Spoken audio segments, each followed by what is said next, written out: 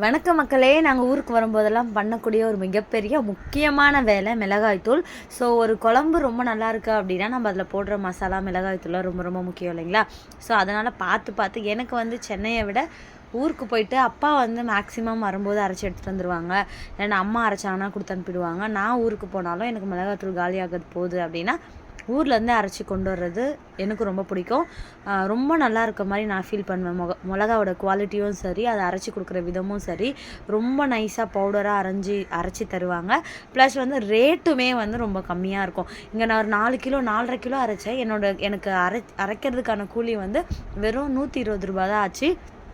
சென்னையாக இருந்திருந்தேன்னா அது எனக்கு எப்படி டபுள் மடங்காக இருக்கும். ஸோ இதெல்லாமே வந்து எனக்கு ஓகே, நம்ம போகிறோம், இதெல்லாம் வேலையெல்லாம் முடிச்சுட்டு வந்துடலாம் அப்படின்ற மாதிரி. நான் ஃபஸ்ட் டைம் வந்து எப்போயுமே அப்பா அம்மா தான் அரைச்சி கொண்டு வருவாங்க. நான் இப்போ தான் வந்து ரைஸ் மில்க்கு ஃபஸ்ட்டு போயிருந்தேன். ஸோ ரொம்ப ஆச்சரியமாக இருந்தது. இவ்வளோ நம்ம ஏரியாவில் வந்து ஒரு 4-5 குட்டி குட்டி மிஷின் வச்சுருப்பாங்களா, இங்கே ரைஸ்க்கு தனியாக அரிசி நெல்லாக போட்டு அரிசியாக வர்றது, அப்புறம் உள்ளே வந்து செக்கு எண்ணெய்லாம் எப்படி ஆட்டுவாங்க அது, அதுக்கப்புறம் வந்து மிளகாத்தூள் தனியாக அரைக்கிற இடம், எல்லாமே வந்து வித்தியாசமாக இருந்தது. ரொம்ப பெருசாக இருந்தது. இடமுமே வந்து அதை தனியாக கொட்டி ஆற வைக்கிறதுக்கு தனி இடம் இதெல்லாம். ஸோ அதை அரைக்கிற வரைக்கும் நான், ஹேனி, அம்மாலாம் வந்து வெயிட் பண்ணிகிட்டு இருந்தோம். அங்கே இருக்க பாட்டி அவ்வளோ அன்பாக ஹேனிக்கிட்ட வந்து விளையாடிட்டு பேசிகிட்டு இருந்தாங்க. சப்ஸ்கிரைப் பண்ணுங்க.